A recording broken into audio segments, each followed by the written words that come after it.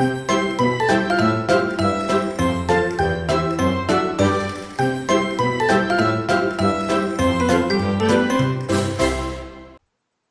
teman-teman, kembali lagi bersama saya. Di sini saya akan mempresentasikan pertukaran informasi. Baik, yang pertama, apa hubungan pembelajaran pertukaran informasi dengan aplikasi Cisco?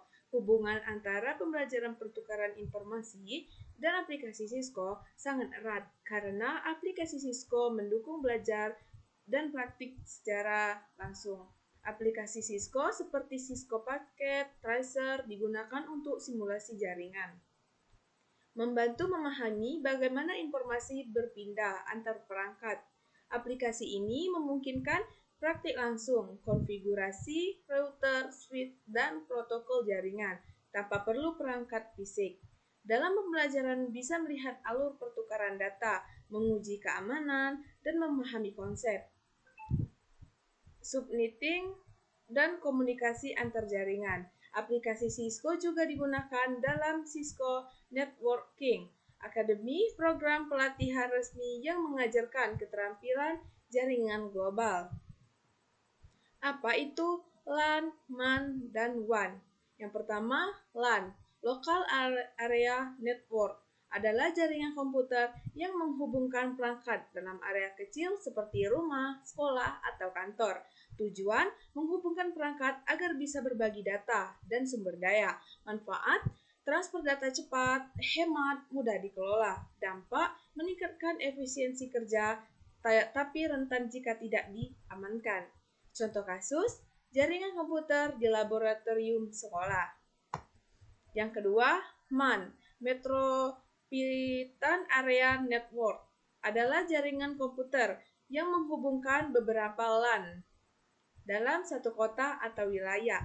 Tujuan menghubungkan jaringan antar lokasi satu kota. Manfaat mempermudah komunikasi antar cabang, akses data terpusat, efisiensi operasional. Dampak biaya lebih tinggi dari LAN, pengelolaan lebih kompleks, risiko keamanan meningkat. Contoh kasus, jaringan antar kampus, universitas, atau kantor, cabang bank dalam satu kota. Yang ketiga, WAN, Wide Area Network, adalah jaringan komputer yang mencakup area sangat luas, seperti antar kota, negara, atau benua. Tujuan menghubungkan jaringan di lokasi yang berjauhan. Manfaat akses data global, kolaborasi antar kantor internasional, dukungan layanan hot. Dampak biaya tinggi, risiko keamanan lebih besar, tergantung koneksi internet.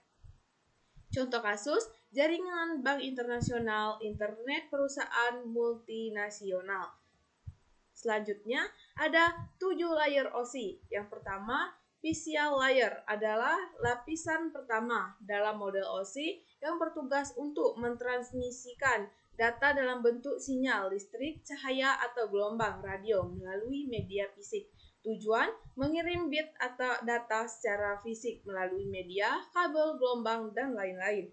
Manfaat menyediakan koneksi fisik antar perangkat, menentukan voltage, frekuensi, dan tipe media. Dampak positif, komunikasi lebih lancar dan stabil. Negatif, jika gagal, data tidak bisa dikirim sama sekali. Kasus, saat browsing internet, physical layer mengalirkan sinyal dari modem ke komputer lewat kabel atau Wi-Fi. Yang kedua, data link layer adalah lapisan kedua dalam model OSI yang bertugas untuk mentransfer data antar perangkat dalam satu jaringan lokal atau LAN secara andal. Tujuan mengatur mengirim data antar perangkat dalam satu jaringan. Manfaat deteksi dan koreksi kesalahan, kontrol akses ke media, pengiriman data yang rapi. Dampak positif, data dikirim akurat antar perangkat lunak lokal. Negatif, jika gagal, data bisa rusak atau tabrakan terjadi. Kasus, saat kamu kirim file ke printer lewat Wi-Fi, data link layer memastikan data sampai tanpa gangguan. Yang ketiga, network layer adalah lapisan ketiga dalam model OSI yang bertugas untuk mengirimkan data antar jaringan dan menentukan rute terbaik agar data sampai ke tujuan. Tujuannya menentukan rute dan mengirim data antar jaringan. Manfaat, data bisa sampai ke tujuan yang tepat meski lewat banyak jaringan. Dampak positif, pengiriman data efisien dan terarah.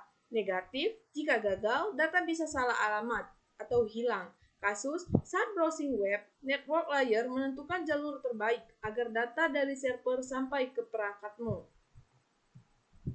Yang keempat, transport layer adalah lapisan keempat dalam model OSI yang mengatur pengiriman data end-to-end antar dua perangkat. Tujuan, menjamin pengiriman data antar perangkat. Manfaat, data dikirim utuh, urut, dan tanpa kesalahan. Dampak, stabil jika berhasil, kacau jika gagal. Kasus, kirim file lewat email, data dijamin sampai dan lengkap. Yang kelima, session layer, lapisan sesi, adalah lapisan kelima dalam model OSI yang bertugas mengelola komunikasi antar dua perangkat atau host. Tujuan, kelola sesi komunikasi antar perangkat. Manfaat, jaga koneksi, atur giliran, beri titik pemulihan. Dampak, stabil jika berhasil, kacau jika gagal. Kasus, video call tetap tersambung meski koneksi sempat terputus. Yang keenam, presentation layer adalah lapisan keenam dalam model OSI yang mengatur cara data ditampilkan, dikodekan, dan diamankan sebelum dikirim atau setelah diterima. Tujuan, menerjemahkan, mengenkripsi, dan mengompresi data agar bisa dipinjami oleh aplikasi. Manfaat, menjamin data stabil dengan benar, aman, dan efisien.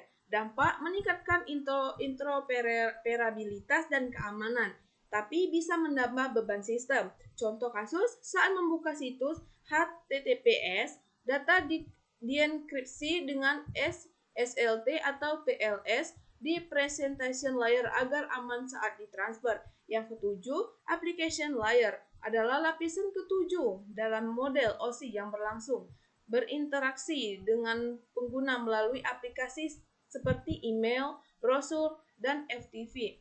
Tujuan, menyediakan antarmuka agar aplikasi bisa bertukar data melalui jaringan. Manfaat, mempermudah komunikasi data, email, web, file, dan sharing. Mendukung interoperabilitas antar sistem. Dampak, meningkatkan produktivitas tapi rentan terhadap serangan siber jika tidak diamankan. Contoh kasus, mengirim email menggunakan Gmail.